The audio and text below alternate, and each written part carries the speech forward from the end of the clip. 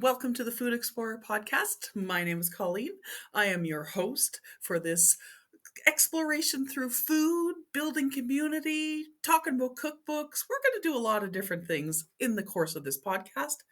Today, though, I want to do a recap of the Terroir Symposium that I just attended. It feels like it was weeks ago, but it really wasn't that long ago. And it was an event hosted in Calgary. This company that has brought terroir to Canada. So, a little history. They actually used to have the event in Toronto. And last year was the first year that they brought it west. This was the second year, and now they also will be doing next year. So, hosting it in Calgary was interesting. I live in Edmonton, so it's just a few hours away from Calgary. So, it's not too long of a drive. And I was actually heading that way because my little chocolate business was doing the farmers markets in the mountain towns of Canmore and Banff right after the conference. So, it actually worked out pretty good. Plus, if you listen to last week's episode, I got to interview my amazing friend Malcolm Saunders from the Light Cellar, which is in Calgary. So I kind of was able to cram a lot of stuff in, which is great. And then I was really tired afterwards. It's a lot. It's a lot to fit in to just a couple of days. So what I wanted to do today was actually do sort of a recap of the event, talk about the great things that happened there, the good things that happened there, the things that personally I would change. So if the organizers listen to this podcast, hello, I love you very much. You did an amazing job. There's just a couple nitpicky things, right? And there always is. And there's always time to learn and grow. I think about anytime I teach a course, and when I teach a course for the first time, I actually will go over it at the end and be like, what did I really like? What could I have improved? What was the feedback from the people that were there that thought, yeah, that was great, I loved it, or you know what, next time? So there's always room to grow and improve with everything that we do. This podcast is a good example. Every time I record something, I feel like I'm getting better, but you guys let me know in the comments. Am I doing better? I hope I'm doing better. Please say I'm doing better. You'll crush me if you say no. Just kidding. No, actually, I'm not kidding. You'll crush me. But I wanted to do a recap of this event and also talk a little bit about something that we're going to be starting, which I'm hoping to start for next week. And actually, let's just talk about that right now. I love cookbooks. I I'm not going to say I have a problem, because a problem would mean that I don't enjoy my cookbooks. A problem would be that I look at the books and think, "Oh, why do you live in my house?" So I don't have a problem, but I have a lot of them. And I do enjoy looking at them. I love going through the pictures and the recipes. And I really enjoy when a cookbook has stories as well.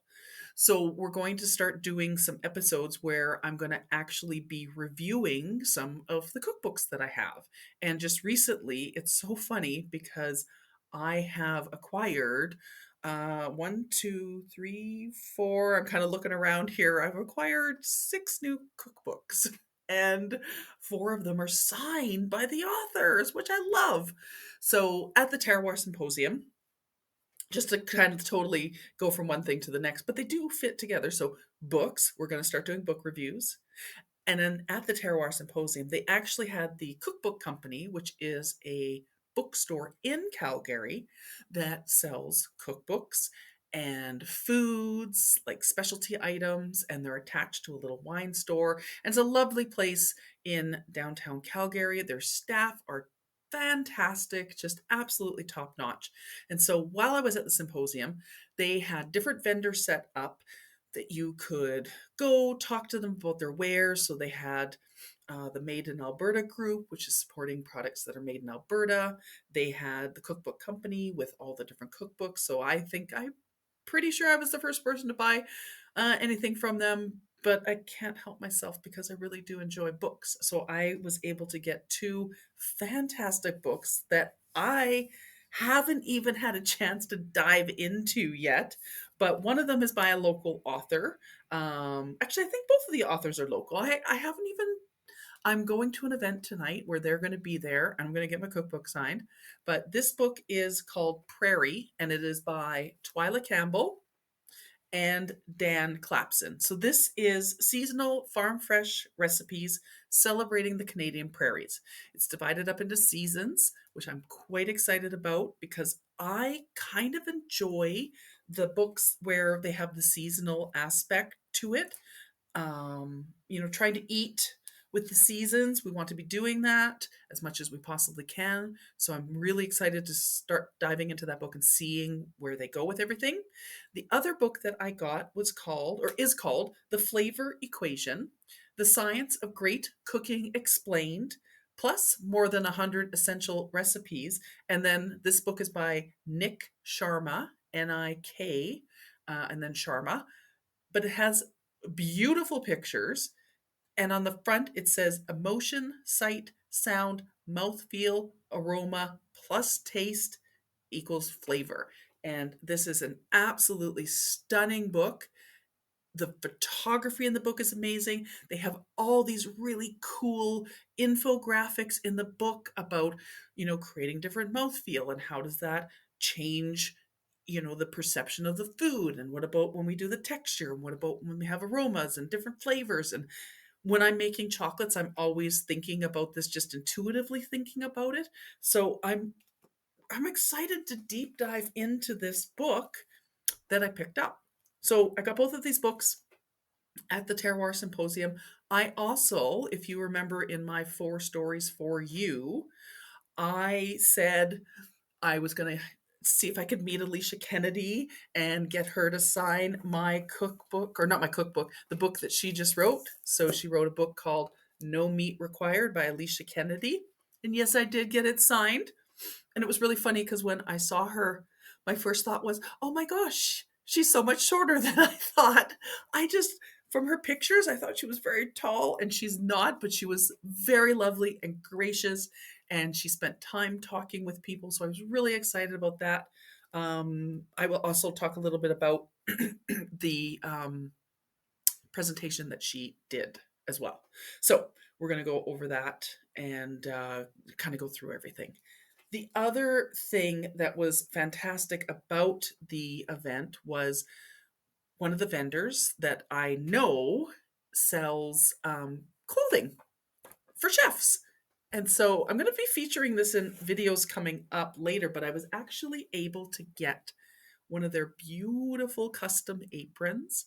So if you watch on some of the YouTube videos coming up later where I'm actually making stuff, I'm going to be featuring their apron. So this is Victor Hugo Kitchen Apparel, and Victor and his wife Laura were there slinging clothes all weekend, and it was just really lovely because I know them from Edmonton, so it was kind of funny. Everybody was kind of joking that the majority of the people at the symposium were from Edmonton. So we got to kind of see each other, and I love that. And then the other thing that I said jokingly in the 4 Stories for You episode was that Hazel Lee was going to be at this symposium, and I was so excited. I was going to fangirl, and when I went into one of the sessions, she was in the same room and she was setting up for her presentation, and I squealed and she turned and looked at me. And I think the first thought was like, oh, a crazy person. But we spent so much time together over the course of the symposium, and it was so wonderful, and helped her out a little bit just setting up. Because, when you're at an event and you're not at your own place, you're somewhere else, and you've brought everything, like she brought her stuff from the UK. We got to create some of our own color tasting maps for some of the chocolates that we tasted. But I did get, this is going to make a crinkly sound in the microphone, but the chocolate tasting map, and it is signed.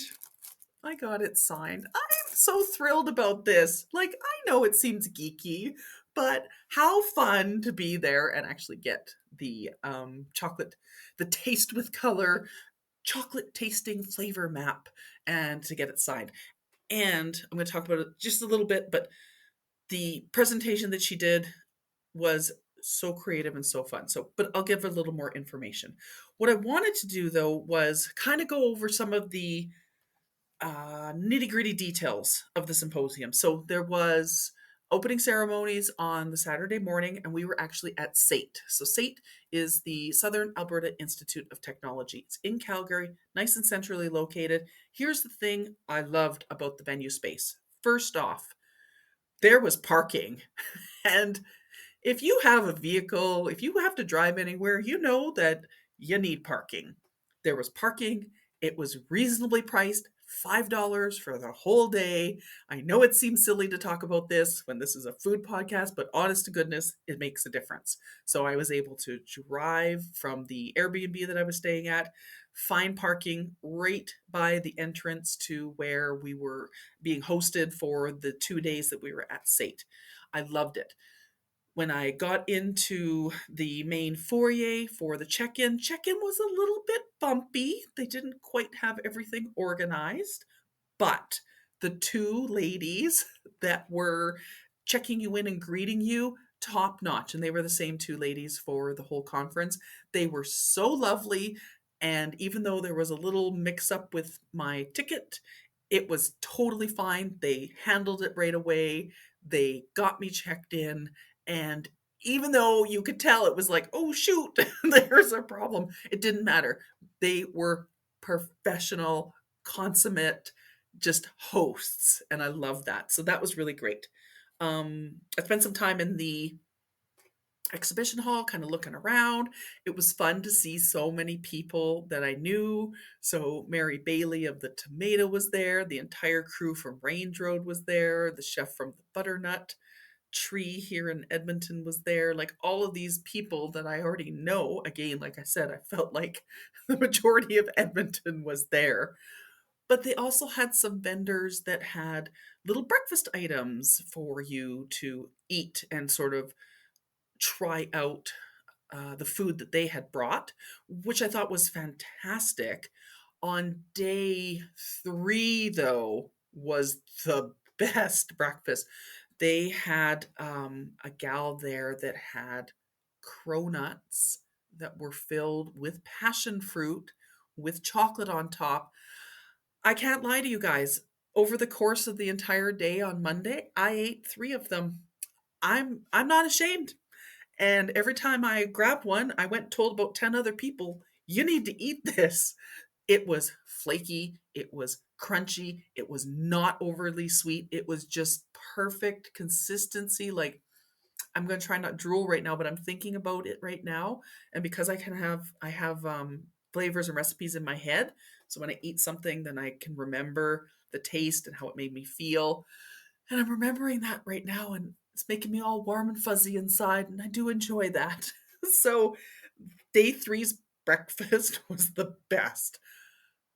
The whole time that we were there. So basically what would happen is the morning was opening ceremonies on day 1, and then you kind of went to whichever session that you wanted to do.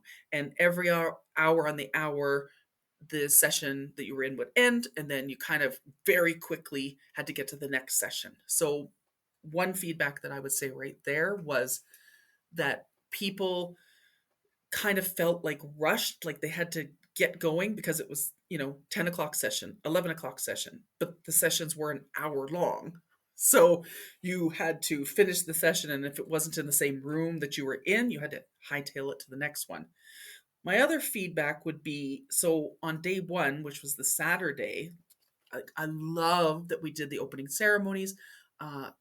Shane Chartrand, who's a local Indigenous chef, actually did a really fun and informative storytelling to open up the Terroir Symposium. And then they did a smudge and invited anybody that wanted to come and participate in the smudge. You could go and do the smudge. And Shane kind of set up a little thing at the side with the smudging implements so that you could come and participate. And I really enjoyed that. My feedback, though, for the schedule was, so day 1, The first session, there was an elk breakdown. So they actually had an elk that they were butchering. So they had different local chefs that were all working together on that. They also had the Irish soda bread demo. They also had a chocolate exploration and an Indigenous tea workshop and transforming towards sustainable seafood. So all of those were happening at the same time. How do you choose between all of them, right? There was just, so I think for a lot of people, they were kind of like, oh, that was a lot. Because what happened in the afternoon, I'm just looking at the schedule because I printed it off. What happened in the afternoon was then there was only two things to choose from, which is nice, but it would have been nice if they had taken maybe one or two of the ones from this morning or in the morning and put them in the afternoon. So you had three things to choose from, because I feel like some people felt like they were kind of missing out. And I know that some people's strategy was just to kind of go duck into each one for a little bit, duck out, and go to the next one because they didn't have time to stay for everything. So that would be one feedback. I went to Darina Allen. They brought her in from Ireland, and she has the Ballymaloe Cookery School, which has been running for 40 something years. And she did a soda bread demonstration. And she was so charming and so funny, but she kept getting very off track. So she had a helper, an assistant with her that runs a cafe here in Edmonton. And the assistant finally just kind of took over and started doing stuff because Dorina was so excited to tell all of her stories. And she's like, I only have an hour. And then suddenly she realized that like 40 minutes had gone by and she still hadn't quite got, some stuff made. But she was really so personable. And so she had, let's see here, we had white soda bread, we had a pizza. So she did a soda bread and made it into a pizza. And she had all sorts of different items that she made. And because they had actually made some prior, we did get to try everything. So that was really lovely. So that's the session that I went to. The afternoon, it actually, I wish that I had gone to the Detroit style pizza demo. So they did have a pizza demo. I went down for lunch because I wasn't really sure, like, do I have time to have lunch, or is lunch going to be, gone if I don't get downstairs? So I kind of wish that I had gone to the pizza demo and then gone to lunch, because there was a lot of food still all the way through past 1 o'clock. So the lunch was from 12 to 2. I think some of the best food that I have ever eaten in my life, I ate on those lunch breaks. So they had chefs from different parts of the world, plus they had some local chefs. They had some of the Sate chefs making all this different food. There was a pizza. I'm just going to tell you things that Colleen loves. I love smoked salmon. I love pickled onions. I love capers. There was a pizza that was a thin crust pizza. So this was from a woman. So she was representing Ireland as well, but originally I'm pretty sure she was from Sweden. So thin crust pizza with creme fraiche, smoked salmon, pickled onions, capers, seaweed, to die for. Oh my goodness, to die for. I text my boyfriend. I said, this was what's on the pizza. He's like, there's no pizza that says Colleen more than that pizza. I'm like, right? That was incredible. There was Chef Gomez, who has a fried chicken place in Calgary now. She's been on like Top Chef Canada, Top Chef All Stars.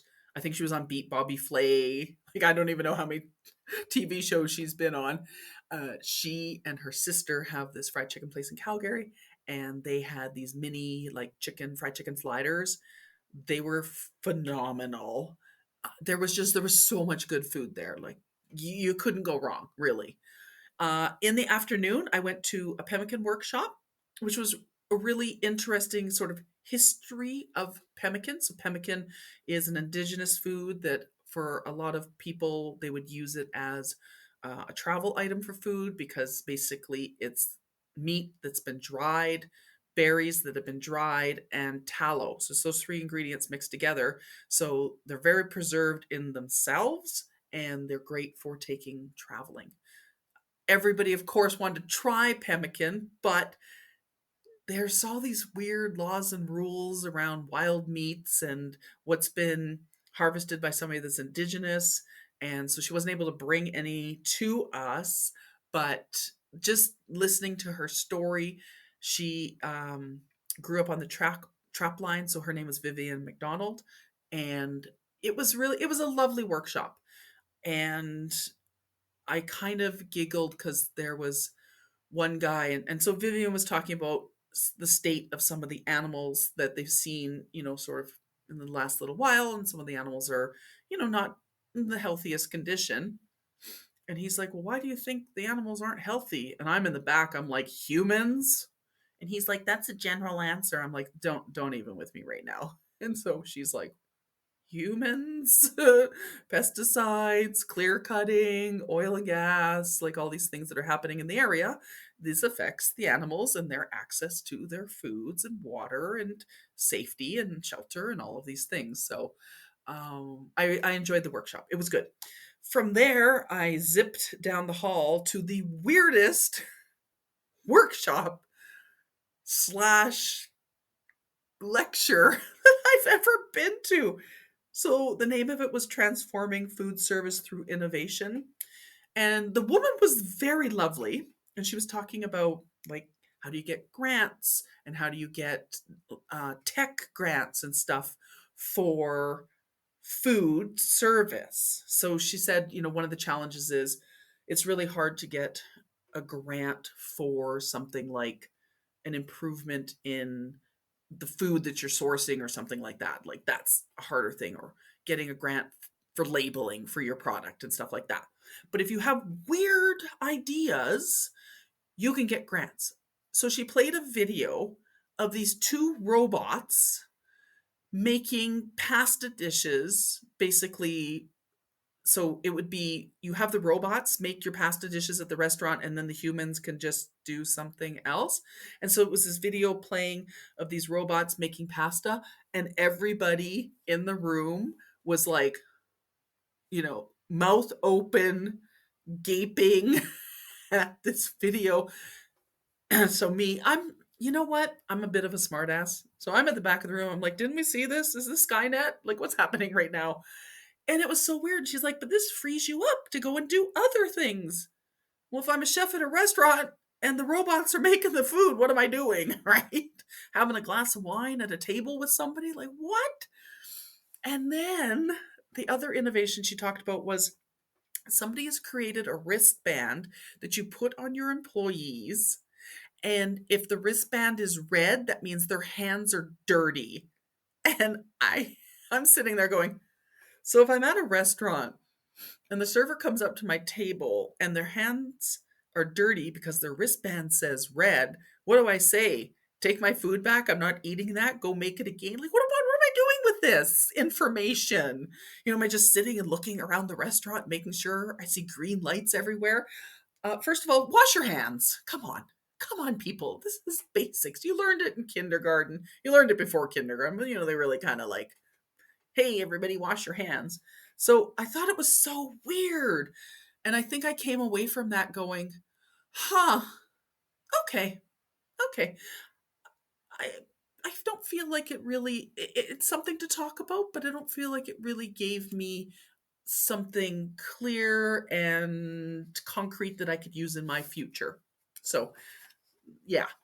The last one of the day that I went to was Transforming Hospitality Mental Health Within the Weeds YAG. So, In the Weeds YAG is a group that operates out of Edmonton, and it's to give support to people that work in the restaurant industry, to help support them with, if they need help with their mental health, they need somebody to talk to. So they had a chef there, and I want to say she was a psychiatrist with Peter Keith. He's also the owner of Muley's here in Edmonton. So they create charcuterie meats. They have a little deli. They do sandwiches. They do delightfully delicious food. That was interesting, just talking about the need to check in with your staff. Are you okay? How are you doing? And we've had this long history of kind of, push people until they break, sink or swim.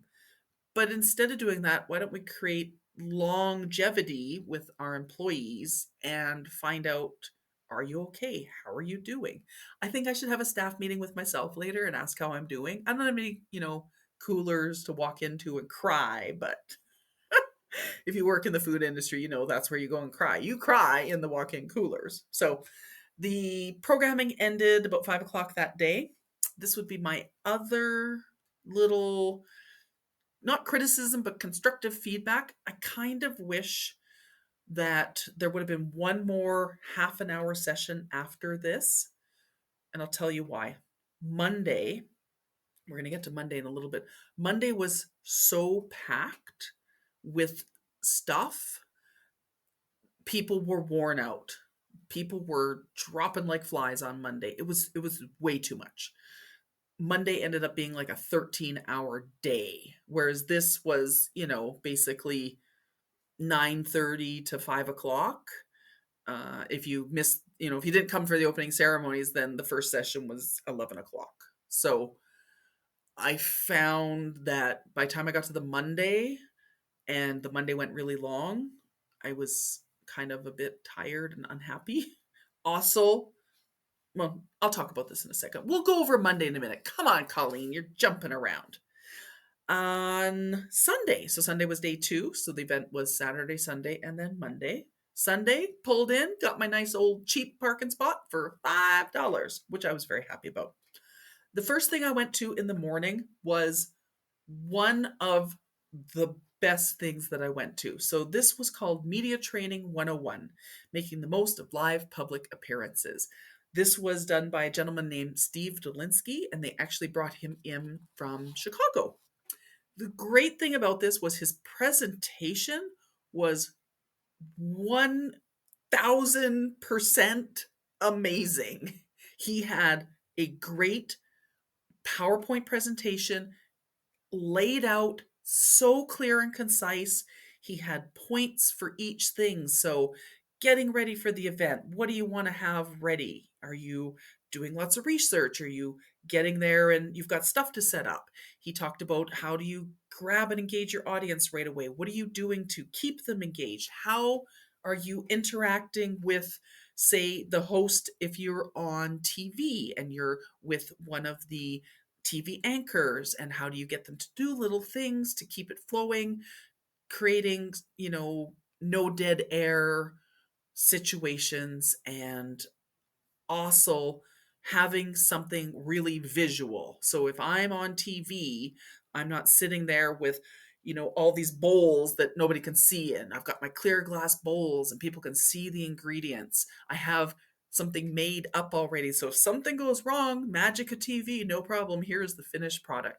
He did a great job. He hosts a TV segment in Chicago. Plus, he has a whole bunch of other things that he does. His speaking was incredible. He was so well versed in everything to do with TV appearances, and I really appreciated his presentation. So, of course, as I said, when I got into the room, that's when I saw Hazel Lee, who was getting ready to do her chocolate presentation right after his. And so I was very excited. So right after his presentation was Hazel Lee, and she did her chocolate tasting and painting workshop. It was so fun. So she had all these paints with her so that everybody could paint. We all got a little sort of a postcard sized piece of paper, paintbrush, and we tried 2 different chocolates. The thing that I loved about this workshop was she actually guided you through how flavor influences the colors that you see. So she put up a thing, red. When you think of red, what do you think of? Oh, tomatoes, cherries. Great. Green, what do you think of? Oh, broccoli, Granny Smith apples. And it kind of got people primed to start thinking about these flavors. And then, of course, we had the flavor map. So this is our little map right here with all the different flavors that are in the different colors. and we got to paint and chat and talk, and I loved it. It was a lot of fun. So, 100% absolutely one of the best things that I did there as well, because it was just, I got to meet a bunch of people as well, and I really, really enjoyed it. So that is what I did for that session. And then I went down, I got some lunch. I cannot remember who made it, but somebody had this eggplant, and it was like crispy fried eggplant, and it had like a piece of shrimp in the middle. Everybody that I talked to after lunch says, "Did you eat that eggplant?" Yeah, I ate that eggplant. Everybody loved it so much. So whoever made that eggplant, it was extremely good and we all loved it. So well done, you. I ended up going upstairs. There was a mezcal workshop. I do not drink very much at all. The workshop was packed to the gills. Like, they really could not fit another person in the room. And they were sampling out two different mezcals, two different styles.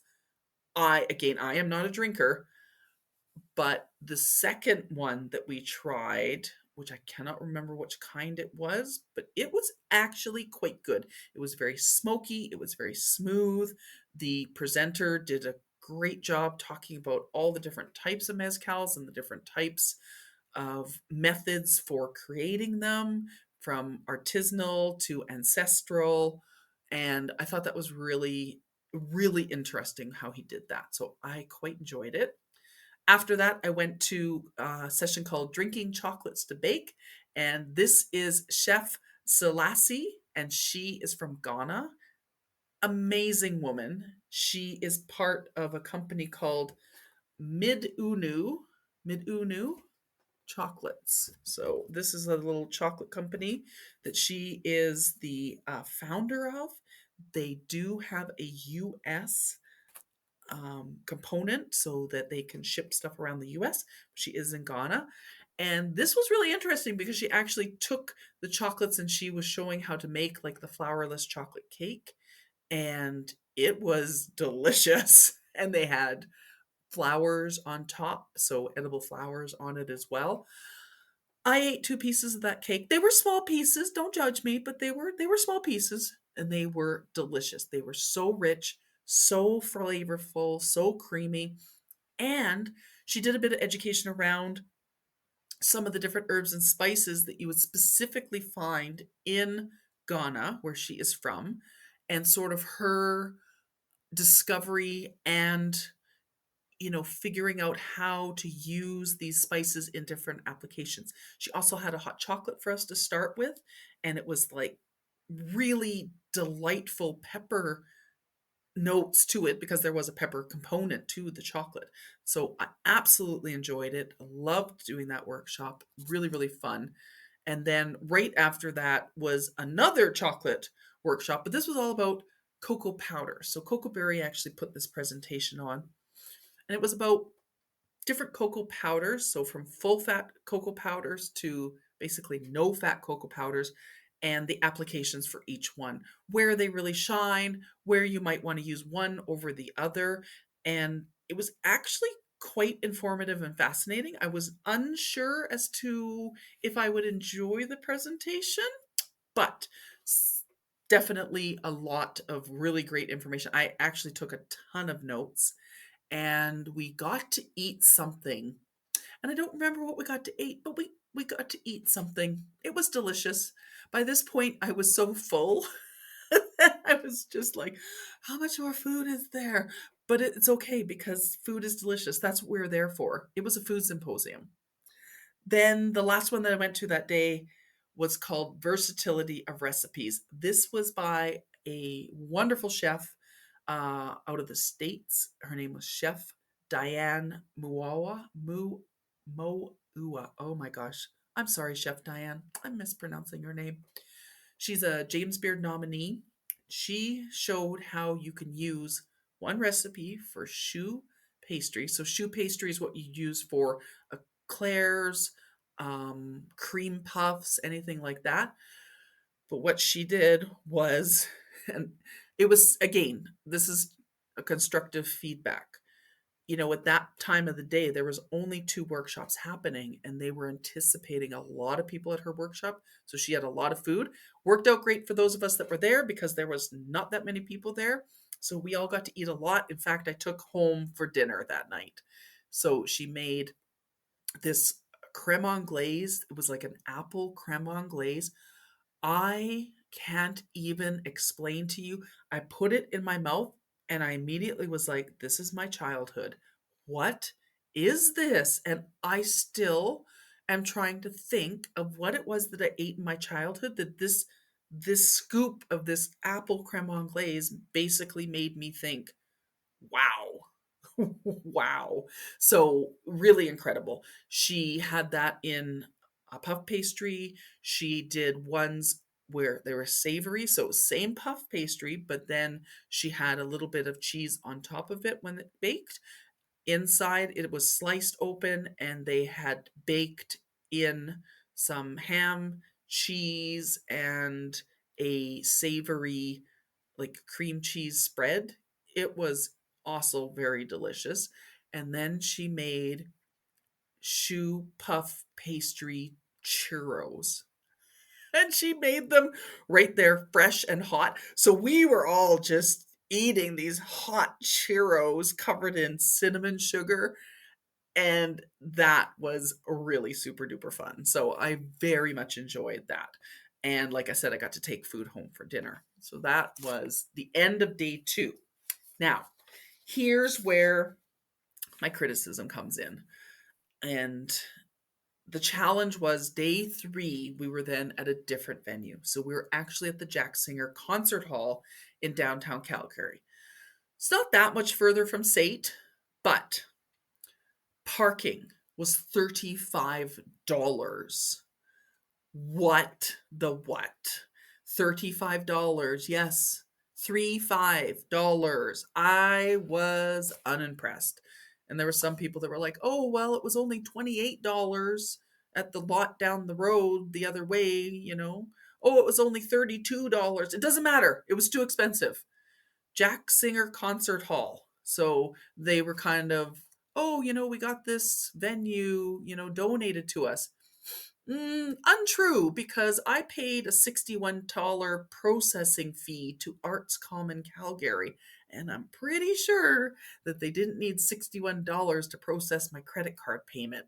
So the event venue was not free. So that was a bit of a misnomer. The other challenge was the Jack Singer Concert Hall sits thousands of people. So it was really obvious that there was very few people there on the last day. And so for the people that were presenting and the people that were speaking, at the most in the morning, there was maybe 100 people in the audience. So it was really kind of awkward. The morning MCs did a really good job. We had a lot of different people speaking throughout the morning. There was one chef, I'm actually not going to say her name. She got up and spoke, and I used to look up to this chef. And after she spoke and I saw her in person and I saw her bad behavior throughout the whole day, I don't have any respect for her. Actually, I probably need to go and start unfollowing everything that she does. I was actually shocked that she behaved so badly. At one point, there was some people speaking up on stage, and she was snort giggling in the background. So you're in a huge auditorium for thousands of people. At that point in the day, there was not even 50 people there, and she was in the background, and the people on stage kind of stopped and looked up, and she kind of like covered her head like, oh, they noticed that I'm snort giggling. And what they were talking about wasn't funny, and it was super disrespectful. Her whole speech was pretty out there. I don't know who hurt this person. I don't know what, but yeah, You can private message me if you want to know who it is. I'm not going to say her name, but she owns a restaurant in New York City. Let's put it that way. I had the sort of misfortune to interact with her a little later on in the day. And again, I was so completely put off. So, mm. There was the one presentation that really kind of also was a bit odd. They had leadership, women in food, and the person that was kind of running the conversation, I thought didn't ask really good questions. And then the one chef, the first thing out of her mouth was, hee. I just let all the guys lift everything heavy at my work. They don't even let me do heavy work. So my work is great. And I'm sitting there going, you're proud of that? What? It was very awkward. And the woman beside me, that's also a chef, goes, wow, I'm so glad you're proud of that. The whole conversation was very strange. And you could tell that two of the women that were up there, as each question came through, they were like, this is the question you're asking me? Like, I, huh? It, it was weird. I didn't really enjoy it. Lunch was delicious again. Day 3, great lunch. I really enjoyed that. Here's where things started to fall apart, though, for Monday. So now we get through to 2 o'clock in the afternoon. And so you're not moving from venue to venue and workshop to workshop. You're basically sitting in the audience and listening to different things. Alicia Kennedy did a really good presentation. She spoke about the topic was, when does the grandma rule not apply? Culinary tourism as a meatless eater. I thought she handled the topic really well. I thought it was quite well rounded. I enjoyed it. But then it was like person after person after person that spoke, they were low energy. And I was sitting with my friend because she was speaking almost the last spot of the day. And we were just watching people leave. And then after the one presentation, about 20 people left. And we counted, and there was 25 people in the audience at this point. So you're in a venue that seats thousands of people, and you got 25 people.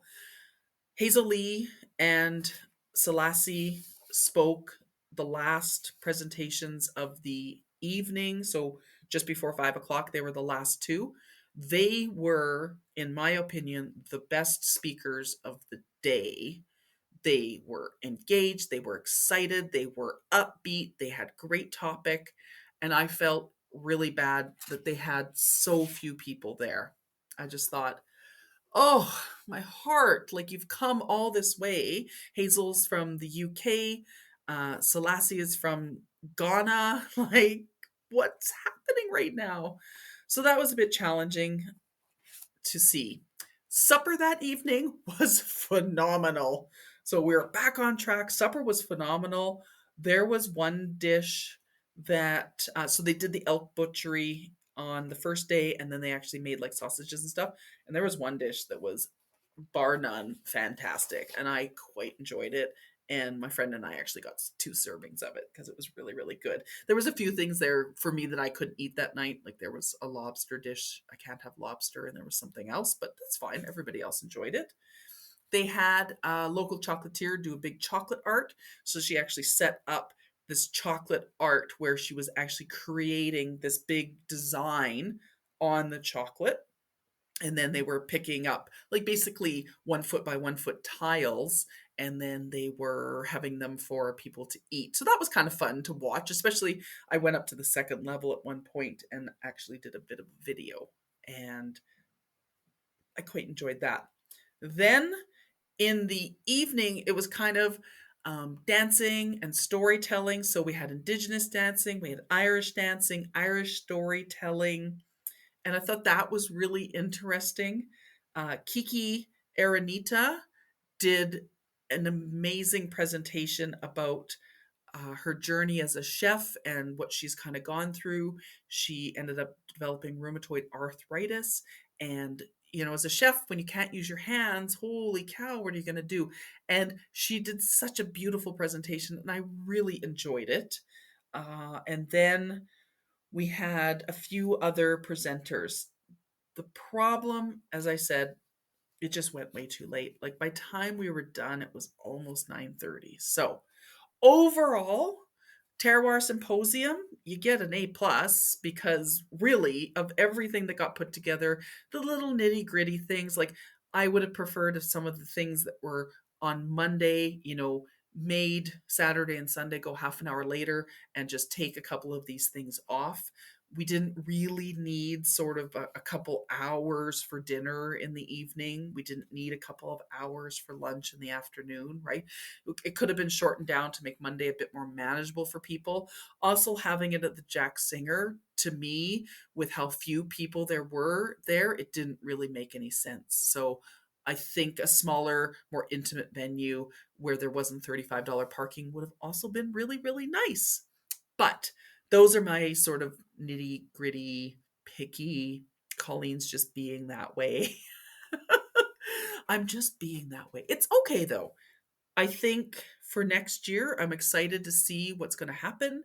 And my goal is I would like to be a speaker or to do one of the workshops. So I'm going to put my little noodle out there in the ether of thinking and figure out what I would like to do. Because I actually would really like to be a part of it next year.